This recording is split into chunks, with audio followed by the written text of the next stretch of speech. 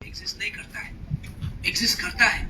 अभी आप सोच के देखो अरुणाचल का पॉपुलेशन कितना ना है, 2011 का सेंसस के हिसाब से चलेगा ना 14 लाख से भी कम है। लेकिन यहाँ का जो अनएम्प्लॉयमेंट जो रेट है नेशनल एवरेज से भी ज्यादा है। जबकि आप सोच के देखो अरुणाचल का पॉपुलेशन सपोज मान लो 14 लाख और इंडिया का पॉपुलेशन कितना है 1.5 बिलियन। तो आप रेशियो लगा के देखो, जब रेशियो लगाएगा ना 1% भी नहीं है अरुणाचल का पॉपुलेशन, 0.0001 पॉइंट के बाद 3 जीरो आता है, उसके बाद 1 आता है, दैट मींस 1% भी नहीं है।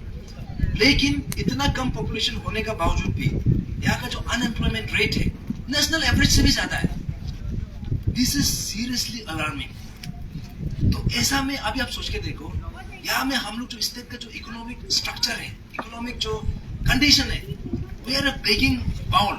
हम ऐसे एक बेगर जैसे पकड़ के बैठा हुआ है, सेंटर पे 100% डिपेंडेंट है। हमारा ऐसे टाइप का है कि देखो आप लोगों को भी पता है, आपको जो पॉकेट मनी देता है ना अल्टीमेटली आप उसका बात को सुनना पड़ता है। और जैसे कि आप लोग कोई गवर्नमेंट सर्वेंट और गवर्नमेंट एम्प्लॉय होगा, आपको जो सैलरी दे रहा है आप उसको ना नहीं बोल सकते है।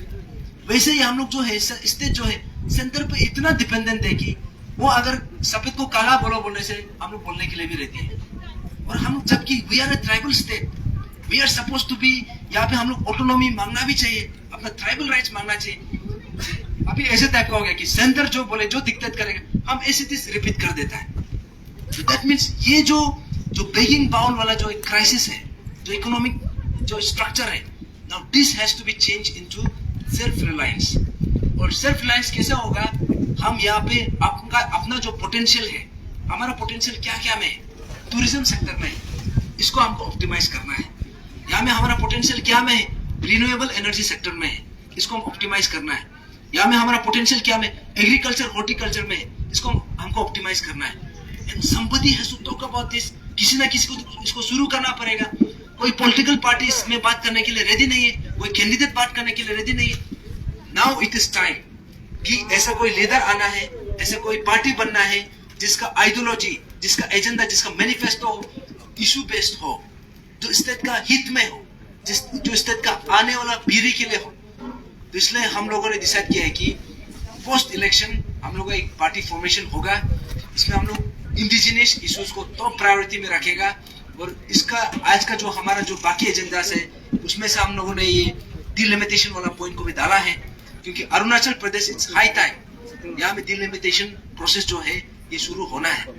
और उसका अलावा हमने ये भी बोला है कि स्पेशली जो एम्प्लॉइज है, एम्प्लॉइज लोग का सबका मानना ये है कि जो नेशनल पेंशन स्कीम जो आई थिंक 2008 से शुरू हुआ है, everybody has objection to that.